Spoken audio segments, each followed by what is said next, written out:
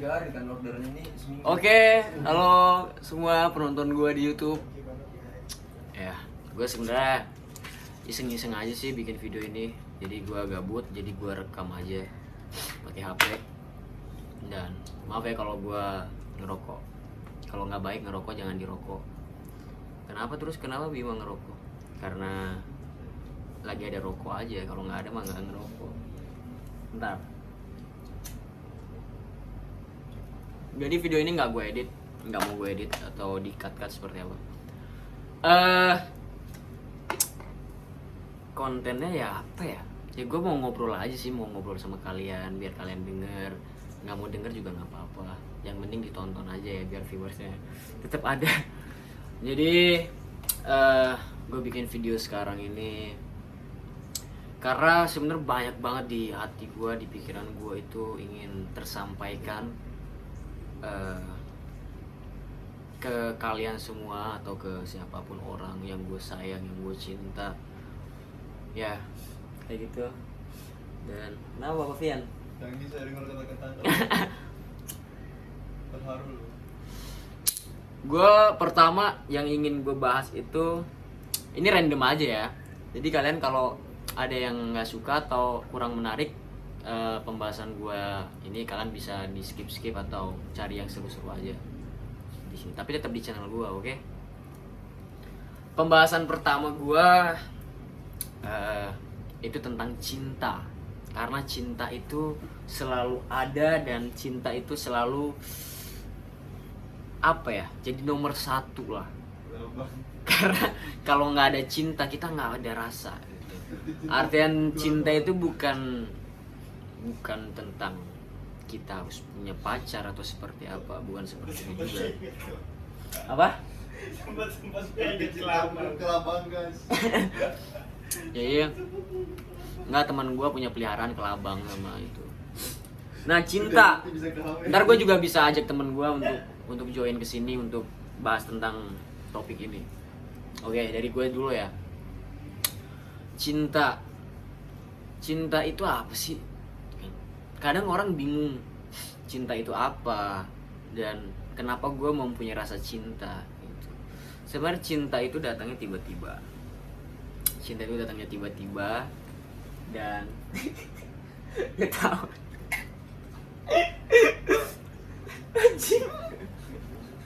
Yan, sini lo Yan. Gue mau bahas sama lu aja deh Yan, biar gue nggak garing Yan. Sinilah Yan. Sinilah. Oke, ini ke belakangan karena lu tinggi, takutnya nggak masuk frame. Oke, kayak gini. Ini estetik banget kamar gua. Oke, nah ini Vian. Lu punya sosial media apa aja men? Instagram gua @Vian_Innova. Punya TikTok nggak? Punya lah. Apa namanya? Vian Innova. Dia baru buat. Jadi buat kalian follow ya, kasihan soalnya nggak ada yang nge-follow. Oke. Iya Nan. Gue ini kan iseng-iseng aja sih. Karena dari tadi nggak ada kerjaan dari sore, sekarang udah malam jam 11. Gue mau naik ke lu. Lu pernah nggak sih? Ini topiknya random aja ya. Random. Jadi cinta itu menurut lu apa? Dari lu dulu deh. Cinta menurut gua. Iya. Menurut gua tuh cinta komitmen. Komitmen yang kita bangun karena perasaan. Ya. Pada awalnya perasaan itu biasa-biasa saja. Dan pada akhirnya menjadi luar biasa. Lu pernah nggak sih jatuh cinta sama orang mendadak gitu? Pernah. Apalagi baru datang. kalau cantik. Misi ya guys. Nggak apa-apa. Ya oke. Lihat, Bang. Ya. Gimana Yan? Ulang Yan. Ya pernah lah. Apalagi ini mohon maaf ya. Misalnya cantik. Jadi kita nggak bisa munafik lah. Iya, nggak bisa menafik. Kita langsung menaruh perasaan lah ke cewek itu. Kayak gitu ya. Ya intinya, Bang, numpang mandi. mandi sok mandi. Jadi video ini nggak ada di cut, jadi kalian bisa mendengarkan apapun yang ada di ruangan ini karena ruangan ini sebenarnya misterius, hanya orang tertentu yang bisa mendengar apa yang ada di dalam ruangan ini. Kayak gitu. Oh, cinta itu berarti dari rasa, komitmen, terus timbullah rasa dan menjadilah cinta seperti itu ya. Berarti lu pernah dong jatuh cinta sama seseorang? Ya pernah lah. Pernah. Kira lu nggak ada rasa gitu. Nah, gue mau nanya juga dulu nih. Seumpama pasangan lu ini terlalu posesif ke lu, apa yang lu lakuin? Posesif. Dalam artian posesif tadi itu manja sama posesif beda ya. Jadi Beda. posesifnya itu kayak yang Apa-apa cemburu gitu. iya nggak percaya ke lu, intinya nggak percaya ke lu. Terus apa-apa itu oke, teleponan nggak apa-apa. Iya. Tapi dia misal pengen itu nggak mau dimatiin, misal ya yang terlalu over seperti itu menurut lu seperti apa sih? Menurut gua itu hubungan masih kayak anak kecil sih ibaratnya. Enggak. Sorry guys, barusan ada telepon dari temen gua. Jadi ya gue sambungin lagi aja videonya. Apa tadi Yan? Nyampe mana Yan? Posesif. Posesif. Nah, gimana tuh kalau lo dapet pasangan yang super posesif banget ke lo? Padahal lo punya kerjaan lain, punya kesibukan lain, tapi pasangan lo tuh ingin hampir 99% waktu lo tuh buat dia. Kayak gimana menurut lo tuh? Kalau menurut gua ya, ini gua pacaran. Mungkin kasih sayang ke pacar, ke orang tua atau ke teman tuh berbeda-beda. Beda pasti. Misal kalau ini menurut gue nih, kalau orang tua selalu menghubungin gue, itu wajar. Karena itu hubungan antar anak dan ibu ataupun bokap. Jadi itu hal wajar, tapi ke pacar. Yo ngechat nanya di kos gitu. Nelfon gue sih barusan. Tapi kalau pacar, kita punya waktu untuk Ya. berkomunikasi. Jadi punya bagian gitu. Ada Karena- waktu-waktu tertentu ya. Iya, karena kita punya rutinitas masing-masing yang harus kita lakukan tiap hari. Jadi ibaratnya ya udah, gue teleponan sama pacar gue pulang kerja, oke nggak apa-apa kan? Atau mungkin lagi istirahat, nggak apa-apa kan, itu wajar. Tapi kalau seperti yang lu bilang, aduh harus teleponan tiap hari, ini itu menurut gue toksik banget sih, nggak bisa. Iya, jadi bukan ke ilfil ya, aku maksudnya sebuah hubungan yang toksik terus bisa membuat bosan juga. Iya. Kayak gitu kalau selalu kayak gitu loh. Iya betul. Jadi ya intinya nggak baik dan nggak bagus lah sebuah hubungan yang seperti itu ya. Ya betul. Oke, jadi Ini ya. makasih ya. Iya. Ada yang Ah, nyawer. rokok. Oh, iya. Oh, beli rokok Rokok satu. ketengan. Oke. Improve-nya keren ya. Oke, jadi ya kayak gitulah ya Yan, tentang hubungan yang posesif. Nah, Iya. jadi sekarang lu nanya-nanya gue deh.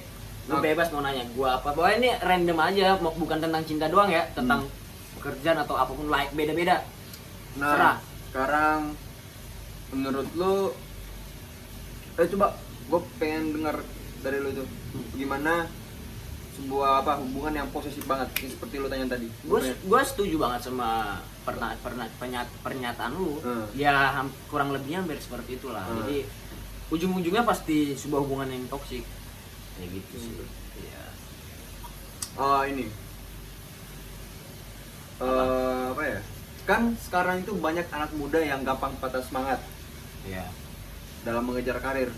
Maksudnya lu ada masukan nggak supaya kita itu nggak patah semangat cepat? Bukan berarti lu orangnya, wih Iya, dia keren. iya. Tapi mungkin lu ada masukan kan? Iya. Karena lu merantau ke Jakarta itu udah lama.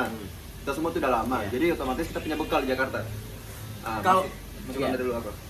Kalau dari gua sebenarnya patah semangat itu beda sama patah semangat, bosen, terus jenuh itu beda ya. Kita bisa membedakan tiga itu tersebut. Kalau patah semangat itu udah kayak level tertinggi, Yan. Jadi kayak yang udah paling level tertinggi menyerah lu.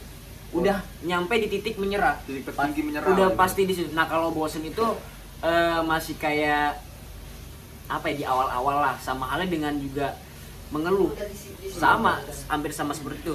Gue juga pernah kayak gitu, tapi gue nggak pernah patah semangat. Paling ada di titik bosen, tapi dikit sih bosenan, paling ya mengeluh gitu loh. Tapi kalau sampai patah menyerah itu udah di level lu mau menyerah, udah pasti di situ. Nah, masukan dari gue, sebenarnya setiap orang dia mau bekerja apapun, di karir apapun, pasti ada rasa titik jenuh dan mengeluh, itu pasti ada. Cuman lo harus bisa bedain, jangan banyakkan mengeluhnya daripada lu bergeraknya. Banyakin bergerak, mengeluhnya ya misal 10:1 lah gitu. Karena mengeluh lu untuk introspeksi diri lu sendiri.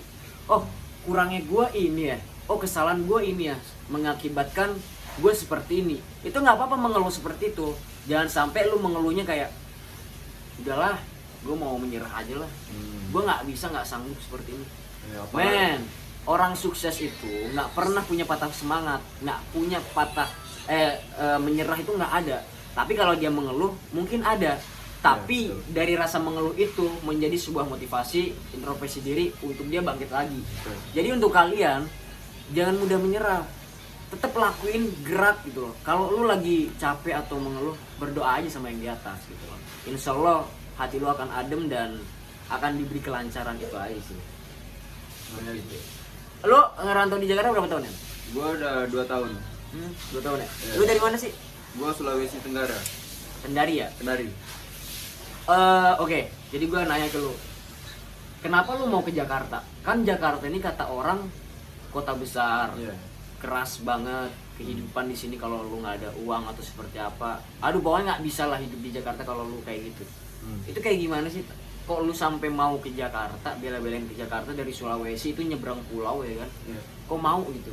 Ini motivasinya apa? Gue ceritain kenapa gue bisa ke Jakarta. Iya, kenapa bisa dan mau? Gitu. Lu kenapa mau ke Jakarta? Kalau ya gue nggak munafik ya, Iya. kan banyak orang bilang tuh pengen cari pengalaman doang. Sebenarnya itu lu punya motivasi itu untuk ke Jakarta itu hal bodoh menurut gue. Karena lu bakal ngebuang waktu lu selama di sini. Motivasi gue ya udah, gue nggak munafik, gue pengen jadi orang kaya ibaratnya. Orang kaya. Gue pengen jadi orang kaya dengan apa? Hasil gue sendiri. Gue kerja ibaratnya sekarang gue di entertain. Insya Allah apa gue jadi apa enggaknya, gue berusaha. Tapi seumpama gini, kenapa sih kok di Jakarta, nggak kota lain? Emang kota lain nggak bisa menghasilkan kesuksesan buat lu? Nah, menarik pertanyaannya. Awal sebelum gue ke Jakarta, gue tuh sekolah penerbangan. Oke. Gue sekolah penerbangan dan ada yang namanya OJT, on the job training. Oke. Nah, gue tuh ada pilihan antara ke Makassar atau di kota gue Kendari untuk training itu. Dan gue mikir tuh, teman-teman gue pada ngambil di situ.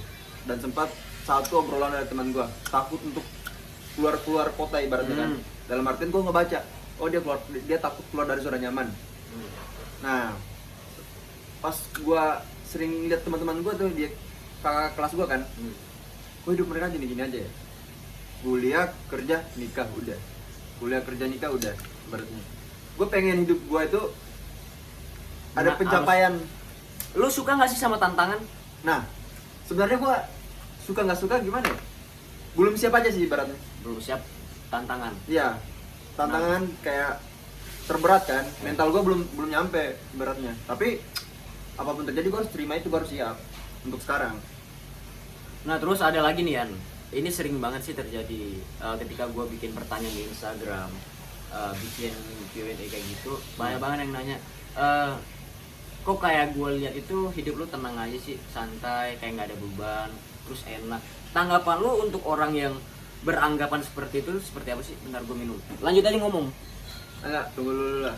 Nggak apa-apa, sambil minum, sambil ngomong. Tanggapan gue, sebenarnya sih mereka nggak salah menanggapi seperti itu karena mereka nggak ngelihat. Mereka nggak ngelihat apa yang kita lakuin ibaratnya. Iya. Jadi mereka cuma bisa ngeraba-raba. Ngerabanya ya itu, oh dia kok enak di Jakarta. Dia ibaratnya entertain, ketemu artis ibaratnya kan, calon artis ibaratnya. Gue bilang situ enggak. Tantangannya seperti apa di saat lu merintis atau merantau Jakarta. Tantangan lu banyak banget, boy. Lu mulai karir lu dari nol. Dari nol nih mau ke atas tuh susah banget rintangannya. Kalau lu mau instan, gampang. Tapi kalau lu mau jalan murni, ya udah, hadapi rintangan itu. Iya benar. Dan kalau tanggapan gue juga sih untuk orang yang berkomentar seperti itu sebenarnya nggak salah juga. Iya.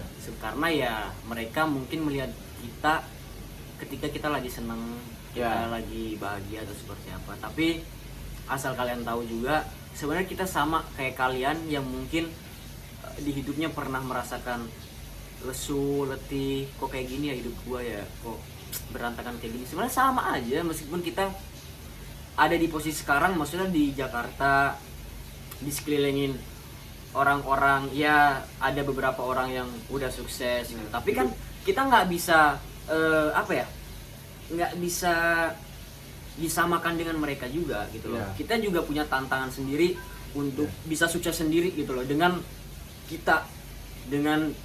diri kita sendiri seperti itu. Jadi ya intinya untuk kalian nih mungkin yang mau ngerantau atau mau kerja di luar kota atau bahkan di luar negeri, intinya ya lu yakin sama diri lu, lalu apa ya, tawakal, lepas aja intinya, lepas. Pokoknya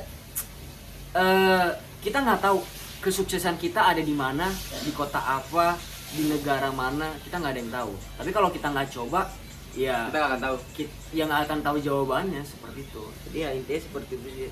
Kenapa gue bikin video ini juga ya karena gue lagi gabut aja kayak gitu. Jadi ya daripada, karena gue udah capek ngomong sama teman-teman gue, jadi gue ngomong sama kalian aja seperti itu sih. Jadi ya ini terakhir Yan. Gue ada pertanyaan buat lu. Apa tuh? Sekarang kan tuh posisinya pandemi corona. Ya. Pasti lu ngerasain yang namanya susah, dompet uang nih susah banget buat kita. Kayak keuangan Karena corona menurun ya? drastis.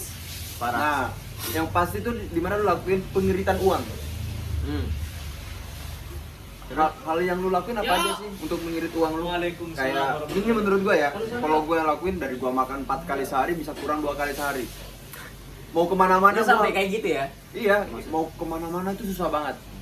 Gua ada callingan kesini, gua kayak aduh gua malas nongkrong dulu. Sebenarnya kayak gini ya, pertanyaan lu tadi gimana sih ini di masa pandemi hidup lu untuk masalah keuangan kayak gitu Iya. ya? Gue sebenarnya gini, kalau kita bilang masalah penghasilan, ya yang awalnya kita dulu mungkin di angka 60 ya 60%, ya sekarang bisa jadi 40 bahkan Iya. sampai 30-20 Kita ya betul. seturun itu gitu loh. Jadi apalagi kita kan di dunia entertain ya kan.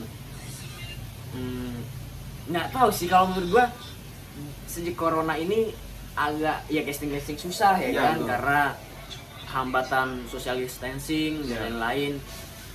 Tapi ya alhamdulillah sih kan, maksudnya gua di tahun ini udah ada beberapa job. Ya. Tapi ya itu bukan berarti gue bisa menutupi semua kebutuhan gue di sini sekarang. Ya, betul. Jadi kan gue harus bayar inilah buat makan sebulan lah, lain-lain gitu kan. Jadi ya salam.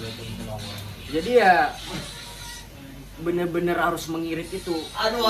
Cuman gue yakin untuk tahun 2021 kita semua bisa keluar dari musibah inilah, musibah corona ini. Amin. Dan kita bisa lebih lancar lagi, lebih produktif lagi dalam mengejar cita-cita kita, dan semoga kelak kita bisa ada di puncak gunung kesuksesan sana. Oke? Bersama-sama. Jadi ya itu aja lah konten ini gitu loh, karena gue gabut aja sebenarnya. Bim, misalnya nih viewernya bagus nih. Part 2 ada nggak? Akan selalu ada. Ini kontennya A5. Iya. Nama kontennya ini A5. Lagi gabut. Nggak tahu diupload atau enggak. A5 pokoknya. Jadi gue banyak banget konten 10 lebih, tapi gue nggak upload gitu loh. Tapi kalau ini gue pasti upload. Ini judulnya A5 Yan. A5 in the gang cuy. Nanti lihat aja kontennya, oke? A5 in the gang cuy. Oke, thank you guys. Jadi gue mau lanjut santai-santai dulu. Thank you, jangan lupa terserah kalian mau like atau komen, oke?